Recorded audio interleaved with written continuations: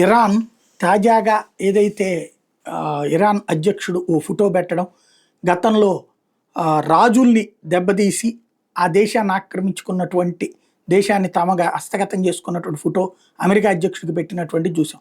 అసలేంటి దీని చరిత్ర అంటే, ఇరాన్లో జోరాస్ట్రియనిజం పూర్వం ప్రధాన మతంగా ఉండేది. ఇది సుమారు 6వ శతాబ్దం బీసీ నుండి అచెమెనిడ్, పార్థియన్, సాసానియన్ సామ్రాజ్యాలతో ఉంది. అంటే ఒక్కొక్క వర్గం ఆధిపత్యం చేసినప్పుడు ఆ వర్గం పేరుతో ఉండేది. 7వ శతాబ్దంలో అరబ్ ముస్లిం దండయాత్ర తర్వాత, ముఖ్యంగా 636 CEలో నేహానంద్ యుద్ధంలో సాసానియన్ సామ్రాజ్యం ఓడిపోవడంతో ఇస్లాం వ్యాప్తి చెందింది. 7వ నుండి 9వ శతాబ్దం వరకు ఇరాన్లో ఎక్కువ మంది సున్నీ ఇస్లాం స్వీకరించారు. 16వ శతాబ్దంలో సఫావిడ్ రాజవంశం షియా ఇస్లాంని రాష్ట్రమతంగా ప్రకటించింది.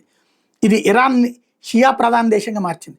1979, 1980 ఇస్లామీకరణ, ఇస్లామిక్ విప్లవం ఇరాన్ దేశ చరిత్రను మలుపు తిప్పింది. 1979లో ఇరాన్ ఇస్లామిక్ విప్లవం జరిగింది. దీనిలో షా మొహమ్మద్ రెజా పహ్లావి పాలన పొడగొట్టబడి అయతుల్లా రుహల్లా ఖొమైనీ నాయకత్వంలో ఇస్లామిక్ రిపబ్లిక్ ఆఫ్ ఇరాన్ స్థాపించబడింది.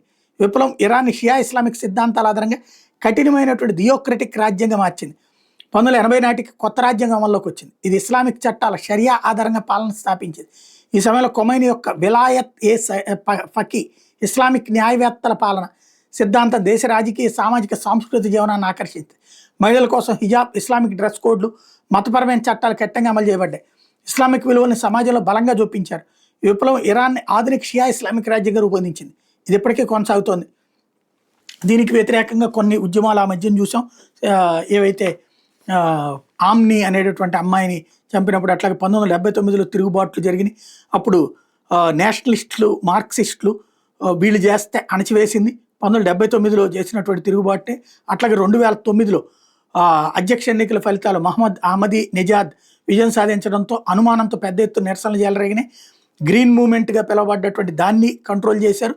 2019-20లో ఆర్థిక నిరసనలు వచ్చిన, ఆర్థిక సంక్షోభం, ఇంధన పెరుగుదల, నిరుద్యోగం, అవినీతి వంటి సమస్యల మీద అప్పుడు వాళ్ళని అణచివేశారు.